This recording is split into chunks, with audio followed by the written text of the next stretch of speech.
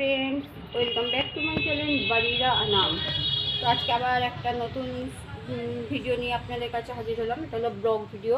তো দেখো ওখানে আমার রাইস কুকারে ভাত বসিয়ে দিয়েছে।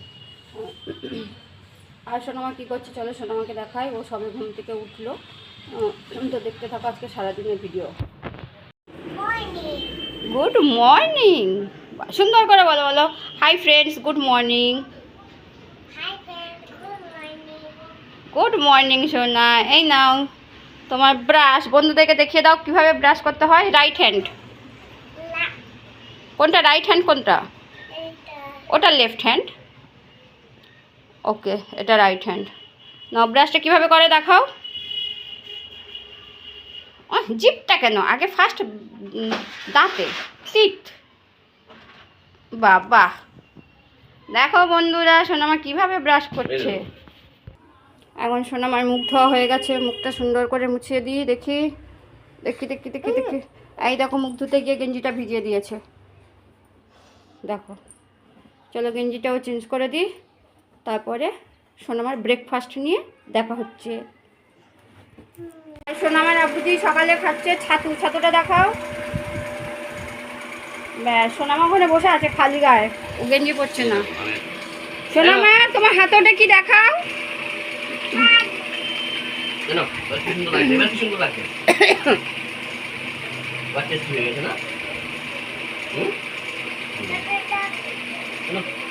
না ওর জন্য এই রুটি দুধ আর আমসত্ব আছে। সোনামার আব্বুজি সকালে করে ছাতু খায়, তো এটা সেই ছাতুটা একটু দেখিয়ে দাও। আর ওটা আমার জন্য বানিয়েছি, সোনামা এখন খাবে বলছে, তো খাক।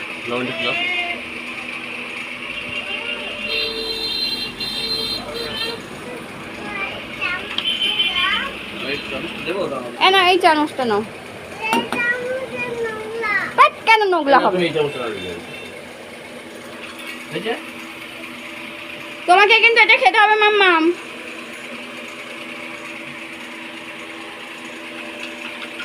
বাহ কি সুন্দর খাচ্ছে দেখো একা একা।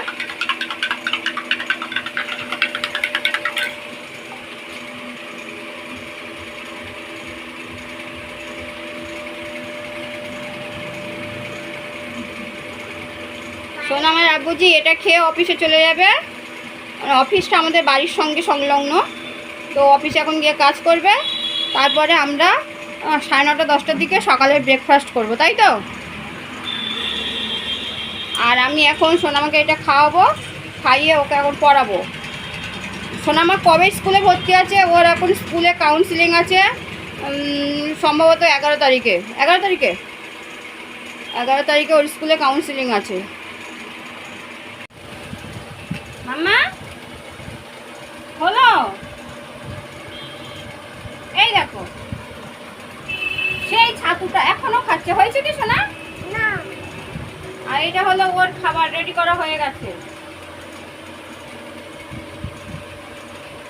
দেখো কেমন করে খায়। আমাকে বলছে আমি এখন বড় হয়ে গেছি। তুমি বড় হয়ে গেছো? তুমি আমার কাছে সব সময়ের জন্য ছোট, তাই তো। মাম্মির কাছে সোনামা সবসময় ছোট, কি বলো? আর বাইরে দেখো কি সুন্দর রোদ উঠেছে। দেখো কি সুন্দর রোদ বাইরে।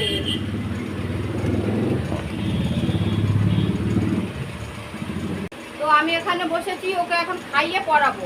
তো ও এখন ছাতুর গ্লাসটা নিয়ে ধরে আছে। এখন কতক্ষণ ধরে ধরে থাকে দেখছি।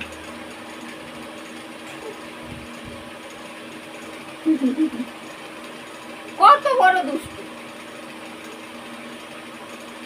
ও এখন জেমিনি চালানো শিখে গেছে, জেমিনি বের করতে শিখে গেছে। যাই হবে বলবে জেমিনিকে জিজ্ঞাসা করবো।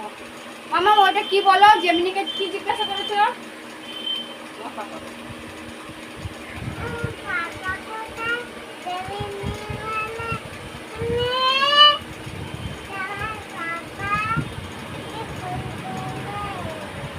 ও জেমিনিকে জিজ্ঞাসা করেছে ওর পাপা কোথায়।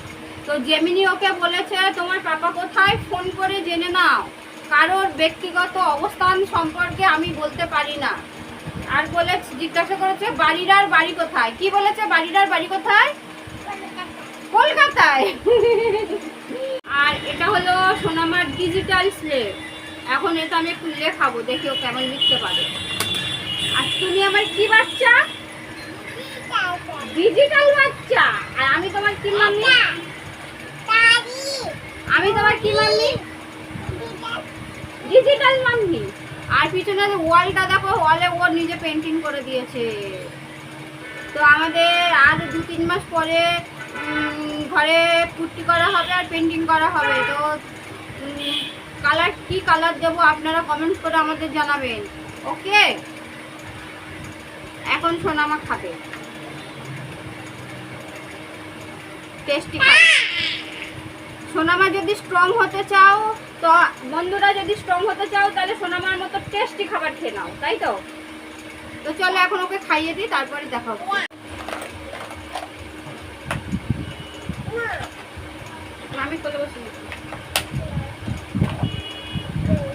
আমি সোনামাকে কিছুক্ষণ পড়ালাম, লেখালাম। তারপরে সোনামা ওর আব্বুজির সঙ্গে একটু বাইরে গিয়েছিল, একটা দরকার ছিল সেখানে। তো সেই ফাঁকে আমি ঘরের সমস্ত কাজগুলো করে নিচ্ছিলাম, যেমন জামাকাপড় কাচা থেকে শুরু করে সমস্ত কিছু। দেখো আজকের ওয়েদারটা দেখো কি সুন্দর লাগছে।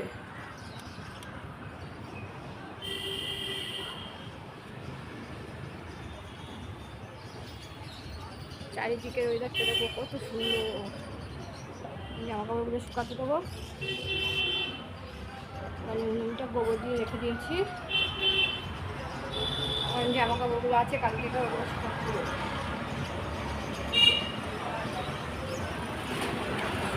সোনার আপু দূরেই যাচ্ছে, দেখো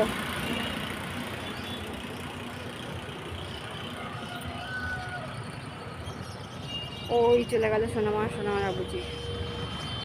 সব জামাকাপড় আমার শুকাতে দেওয়া হয়ে গেছে।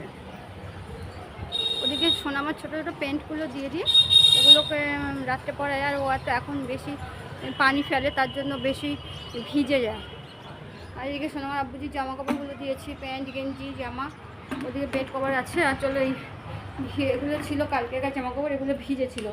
চলো এগুলো এখন নিয়ে রোদ্দুরে দিয়ে দিই।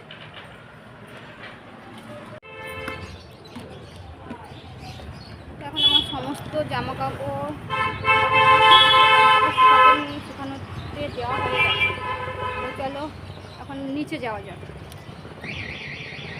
দেখি কী রান্না টান্না করি। আর সকালে খাবো, ঘরটা গুছাবো। সোনামা এখন আসেনি, তো আসলে ওর তো দুষ্টুমি শুরু হয়ে যাবে।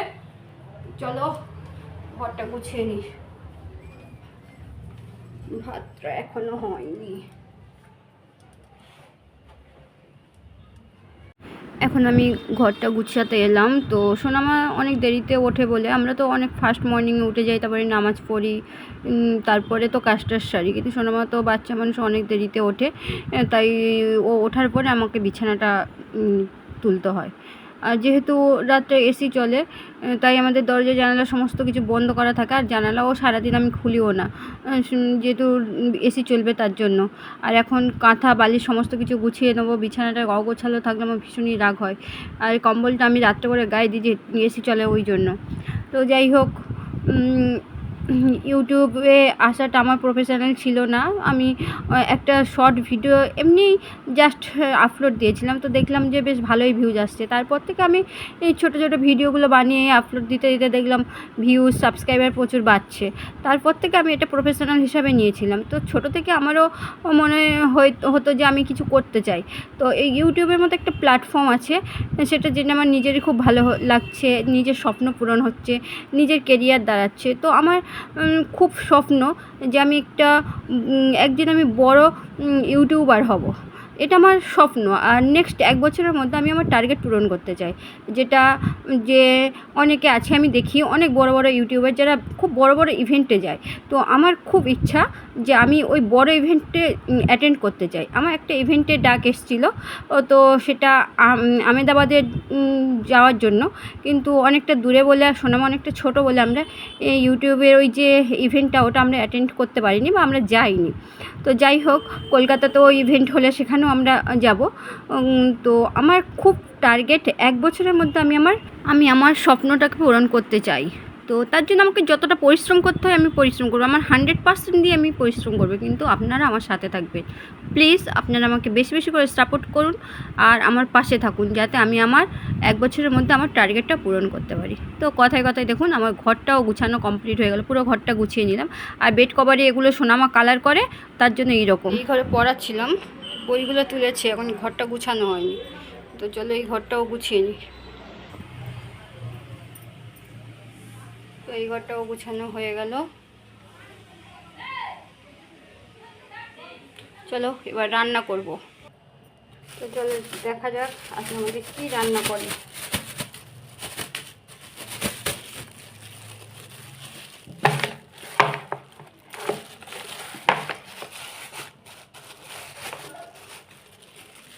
এখানে চিকেন রান্না হবে, একটা পানি এসছে, এই পাটা শুধুমাত্র আমার জন্য। তো ঠিক আছে চলো আমি চিকেনটা কীভাবে রান্না করি সেটা আপনাদের সঙ্গে শেয়ার করব। তো দেখতে থাকো। এগুলো বের করে রেখেছি সোনামাকে খাওয়াবো বলে, ডালিম আছে, পেয়ারা আছে, লেবু আছে আর কলা আছে, এগুলো ফ্রিজ থেকে আমি বের করে রেখেছি, কারণ ডাইরেক্ট ফ্রিজ থেকে বের করে খাওয়ানো একদমই উচিত নয়। তাই ও আসলে ওর এগুলো খাইয়ে দেবো। সোনামা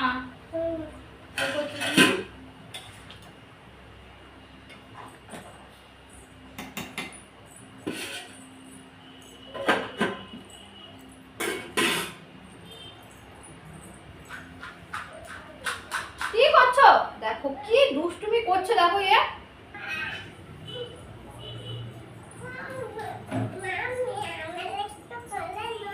তোমায় একটু কোলে নেব। উই বাবারি, দাঁড়াও নেবো, দাঁড়াও। এই দেখো সোনামা কোলে উঠেছে, ঝুঁকলে দে, একটু ঝুঁকলে ফেলে দে, একটু ঝুঁকলে ফেলে দে, দেবো ঝুঁকলে, দেবো ঝুঁকলে ফেলে দেবো।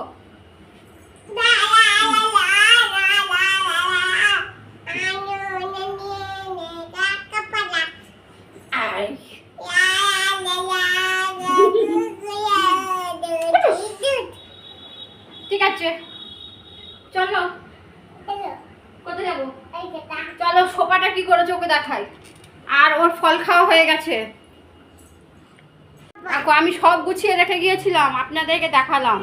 আর ও এখন এসেই কি করলো দেখো, পুরো সোফাটা র্যাক থেকে বইগুলো সব নামিয়ে এই করেছে। এত বড় দুষ্টু, এটা এত বড় দুষ্টু। চলো আবার গুছাই। আমি ফের গুছাবো, তুমি ফের ফেলে দেবে কেন?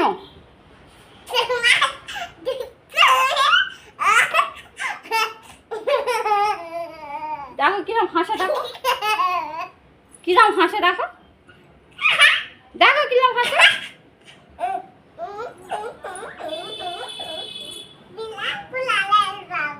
দেখো একটা বান্দর নাচছে, দেখো একটা ছোট্ট বান্দর নাচ করছে।